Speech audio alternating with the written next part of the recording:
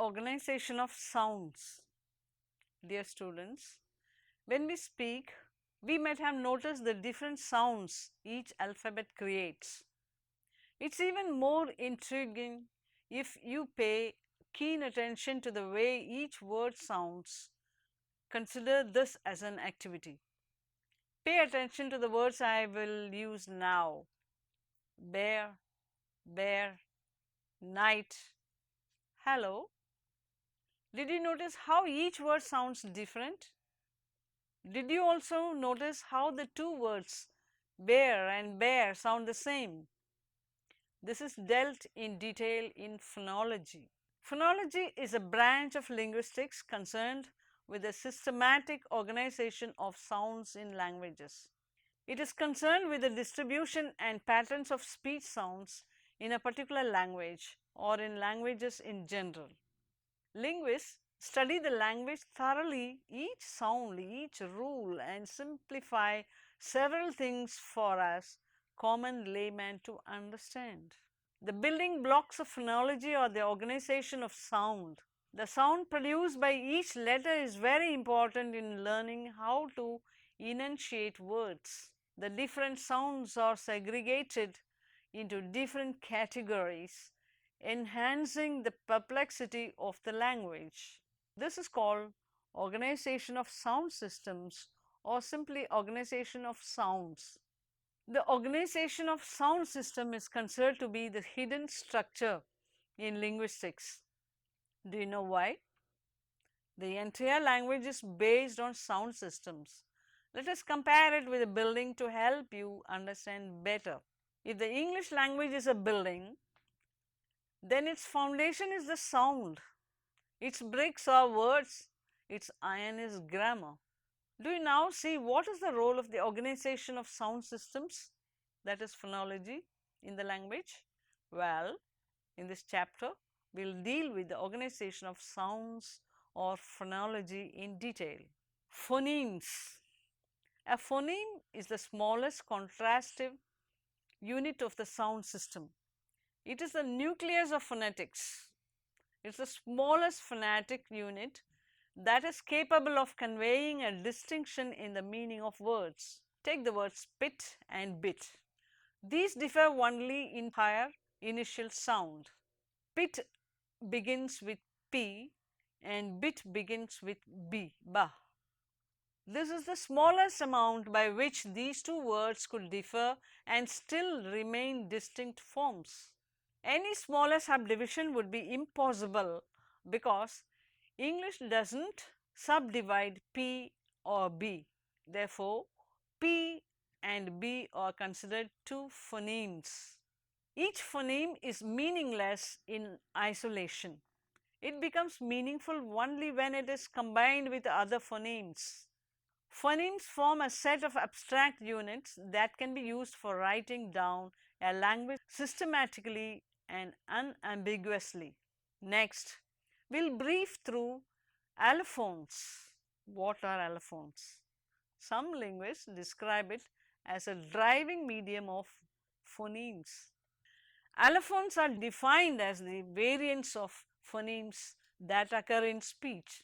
The crucial distinction between phonemes and allophones is that substituting one phoneme for another will result in a word with a different meaning as well as a different pronunciation, but Substituting allophones only results in a different pronunciation of the same words. Speech. Dear students, we saw a few examples just a while ago. We saw how some words are spelled differently but pronounced the same. Have you not realized now how different spoken language is from written language? Written language is too easy compared to spoken language. Speech is an art on its own. Speech is one of the highest manifestations of human intelligence. The way each letter, each word is pronounced is guided by how you use your tongue, lips and teeth. Yes, phonology deals with all this in detail. Let me suggest an activity for you. Have you ever noticed the people who are deaf? Do you know how they judge a word sound? A deaf person pays close attention to the speaker's mouth. He notices how the speaker's tongue, lips, teeth are used. The building block of phonology is acoustic phonetics. So what is acoustic phonetics? The word acoustic is related to sound. Acoustic phonetics is the study of the sound and its characteristics in detail. That is the study of speech in detail. The main quality of speech is the way it sounds to the human ear. This distinguishes words from one another, letters from one another. Hence, we can now infer that the construction of speech relies on the different sounds. To study each one of them, linguists from all around the world have classified each sound and grouped them based on the sound each set produces. This gave rise to the subject we are dealing with right now, phonology, classes of sound. Students, by now you know that phonology is a very intricate subject. You also know that phonology is basically the organization of sound systems. Let us now see how sound is studied in phonology. Each and every letter makes a sound. The next time you shout, laugh, groan, yawn, sigh, and any other day-to-day activity, notice the sound you produce. Yes, you guessed right. Even this is classified under the several categories and classes of sound. Students, you know the 26 English alphabets, that is from A to Z. Now, you would have learnt earlier that in general alphabets are divided into two categories, that is vowels and consonants. What are the vowels in the English language? They are A, E, I, O, U. But in phonology, sound is classified into more categories. Other than vowels and consonants, they are further classified into semi-vowels and diphthongs. Each classification is further classified based on the organ used to produce the sound and the sound that it produces. These are called natural classes. Natural class is defined as a set of sounds in a language that share certain phonetic features. The sound system of every language includes several natural classes, each distinguished from other classes by certain features. To summarize, the natural classes of sounds are vowels, consonants, diphthongs and semi-vowels. Vowels. Students, what do you think a vowel sound is? It is basically a sound in which there is a continuous vibration of the vocal folds and the air stream is allowed to escape from the mouth in an unobstructed manner without any interruption. How many vowels are there in the English alphabet? 5, that's correct. Now, let me present you a fun fact. Though there are only 5 vowels, there are 12 vowel sounds that are produced. That is amazing, is it not? What do you think it means? It means that each vowel produces different sounds. So, in total, the 5 vowels produce 12 vowel sounds. Vowels are further classified based on various criteria. Now, I'll say the vowels slowly. As I say each one of them, notice the position of my tongue. A, E, I, O, U. How do we distinguish the different vowel sounds with the use of tongue? Vowel sounds can be distinguished from each other by which part of the tongue is involved: front, central, back, and also by how high the tongue is when the sound is produced: high, mid and low. The height of the tongue refers to how high and low our tongue is. Thus, I can say that I is a high vowel sound, E is intermediate and A is low. We may notice the movement of the tongue if we pronounce these three sounds. Tongue position. When we make a vowel sound, our tongue is in a specific position inside our mouth. For example, if you make the vowel sound I and then you will notice that your tongue moves back. And if you make the sound I and then A, your tongue moves down. The following chart shows the position of the tongue when we pronounce the English vowel sounds. You have to imagine that this chart is inside the mouth. For each sound, there is one phonetic symbol that belongs to the International Phonetic Alphabet. Students, now you know how they are classified based on the height and position of the tongue. But that is not all. Vowel sounds are further classified depending on the usage of lips as well. Vowels may be classified as either rounded or unrounded. Lip unrounded is also called lip retraction. Let me make this seem a little easier by giving you a few examples. The letter O in food, the letter U in put are good examples. Now say the words again slowly. Good. Do you notice how your lips round about? These are called rounded vowels. Now compare the two words, food and cheese. When you say food, your lips undergo rounding, and when you say cheese, your lips retract. Vowel sounds are further classified based on the length of the sound. Can you guess them? That is correct. They are classified as long and short. You can use the same two words as we had taken earlier to illustrate an example. Compare the word food and the word bit. Well, yes, you guessed it right. The word food falls under the long category and the word bit falls under the short category. The final classification of vowel sounds is based on the stress given while pronouncing a word. They are classified as tense and lax. Furthermore, they are also classified based on the position of the jaw. Consonants. A consonant is a speech sound that is articulated with complete and partial closure of the vocal tract. For example, the letter P. In the English language, there are 25 consonant sounds.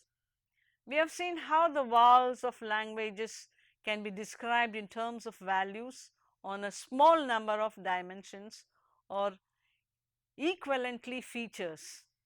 In this section, we will see that the same holds true for consonants as well. Languages vary a great deal with respect to how many vowels and consonants, phonemes or sounds they have, but all languages seem to have more consonants than vowel phonemes. Not surprisingly, more consonant dimensions than vowel dimensions are contrastive for languages. Some consonants are produced with a complete closure of the vocal tract, blocking the passage of air. Consonants made by completely closing the vocal tracts are called stops. As we discussed, different consonants can be produced by varying the place where the closure occurs. The consonant dimension is known as place of articulation. Each of these structures is called an articulator. The articulators relevant for place of articulation are the lips, the tongue tip, the tongue body and the tongue root, the pharynx, the region behind and below the oral cavity, and the glottis, the gap between the vocal cords. Each language makes use of several places of articulation to distinguish its consonants and phonemes. There are two possible places of articulation involving the lips as articulators. For bilabial place of articulation, the lips are brought together, or for non-stops, as we will see later, close together, the first and last consonants in the word bib or bilabial stops. A further possible position of the lips is contact between the lips and the upper teeth, though hardly used in English. With one part or another of the tongue as articulator, there is a continuous range of possible places for contact with the roof of the mouth, beginning with the upper teeth and extending back to the uvula at the back of the mouth. All languages apparently make use of at least two positions within this range. For English stops, two positions are relevant. One of this is contact between the tip of the tongue and the ridge that is just behind the upper teeth, and alveolar ridge. This is referred to as alveolar place of articulation. It's a feature of the first and the last consonants in the word did. There's a further possibility for contact between the tongue and the roof of the mouth that is used in most languages. The back of the tongue body contacts the region near the back of the roof of the mouth, near the structure called the velum. This is called velar place of articulation. It's a feature of the first and last consonants in the word gag. But this is not the only possibility for how the voicing, the beginning and the end of the contact can be timed. When the stop consonant comes at the beginning of the word, we get a different effect when the voicing begins after the release of the contact. Listen to the difference between the words bay and pay. Similarly, at the end of the word, the effect is different if the voicing ends before the contact or roughly at the same time as the contact. Compare ad and at. The dimension that distinguishes these pairs of words from each other is called voicing. For the moment, we will consider only two values for this dimension, that is voiced and voiceless. But voicing is actually more complicated than this. Just as English has voice stops at the bilabial, alveolar and velar places of articulation, it also has voiceless stops at these places. So far, all of the consonants we have looked at have involved a complete closure of the vocal tract, blocking air from passing out. But this is not the only way to make consonants. In fact, we need a new dimension for the various possibilities. Yes, a whole cluster of dimensions. This is called manner of articulation.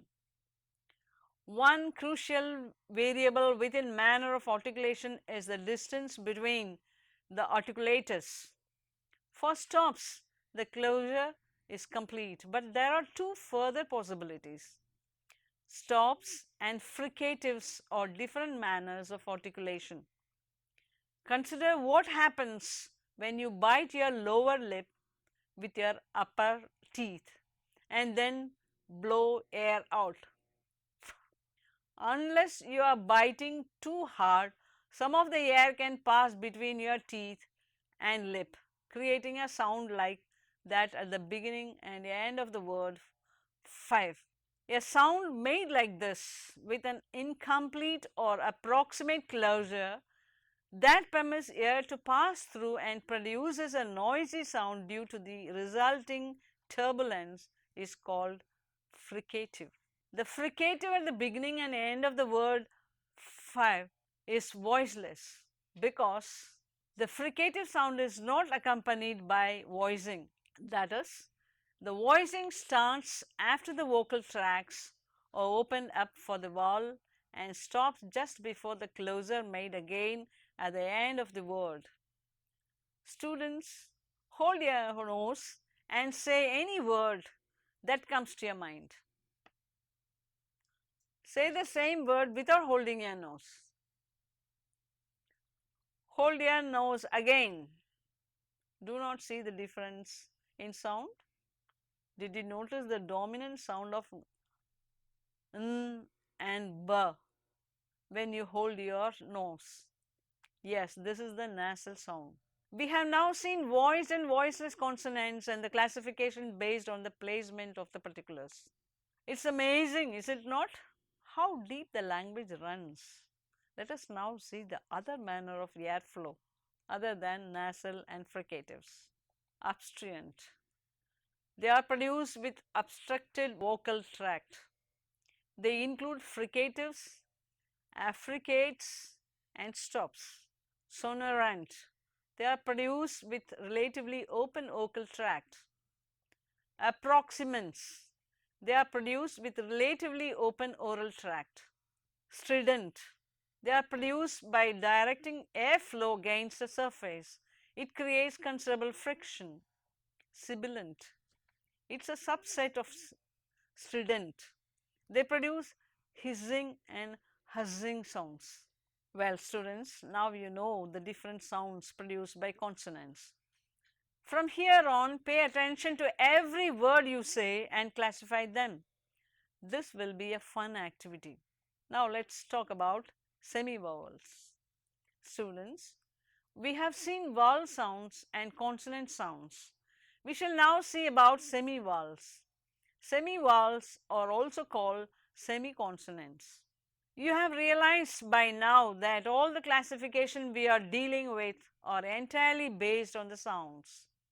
So, with the term semivowel, one must not confuse them with vowels. In contrast to vowels, semivowels produce a shorter sound. It's a vowel-like sound that acts like a consonant. Can you think of an example to support what we just studied? No? Well, let me give you an example then. The letter Y in the word L is a semi-vowel sound, diphthong. In phonetics, a vowel in which there is a noticeable sound change within the same syllable. Diphthong is basically a vowel sound in which the tongue changes position to produce the sound of two vowels. A single sounding vowel is called monophthong. The process of moving from one vowel sound to another is called gliding, and thus another name for diphthong is gliding vowel. While diphthongs seem quite complicated to comprehend, they are probably the easiest of the lot. If you say the word hat and lip, you can hear the vowel sound in each is singular in nature. That is, each contains only one kind of sound. But if you say the words out, bite and toil, you will hear that the vowel sound of each, though restricted to one syllable, is composed of two different kinds of sound. These dual vowels are called diphthongs, literally two voices or two sounds, as opposed to the singular vowels, which are monophthongs, one voice or one sound. If there are three vowel sounds within a syllable, they are called triphthongs. Triphthongs have not been associated much with English as yet. While concluding, I would like to say, in this chapter we dealt with the foundation of linguistics, the organization of sounds or sound systems. The organization of sound systems is also called phonology. It is concerned with the distribution and patterns of speech sounds in a particular language or in languages in general. We saw how speech is very different and more intricate than written language. We then saw that the building block of the phonology is acoustic phonetics. We then saw the different classes of sound in detail. Now you know that the different classes are consonants, vowels, semivowels and diphthongs. Next we learned the vowel sounds in detail. there are 12 vowel sounds produced by the vowels. We then saw that keeping many factors in mind, the vowel sounds are classified into various categories. They are classified based on the position of the tongue as front, center and back. They are classified based on the height of the tongue as high, intermediate and low. They are classified based on the length as long and short. Based on the use of lips, they are classified as rounded and retracted. And based on the stress given, they are classified as tense and lax. Next, we learnt about the sounds produced by consonants. We learned that they are classified based on airflow, manner of articulators and on the position of articulator like vocal cords, velum, etc. We then briefed through semi-vowels, which is also known as semi-consonants. Students, we learned with an example what a semi-vowel is. It is basically a consonant giving a vowel-like sound. In the last topic, we saw that diphthongs or gliding vowels, that is two vowel sounds within the same syllable. This is what we dealt with in the organization of sounds, which is known as phonology. Thank you.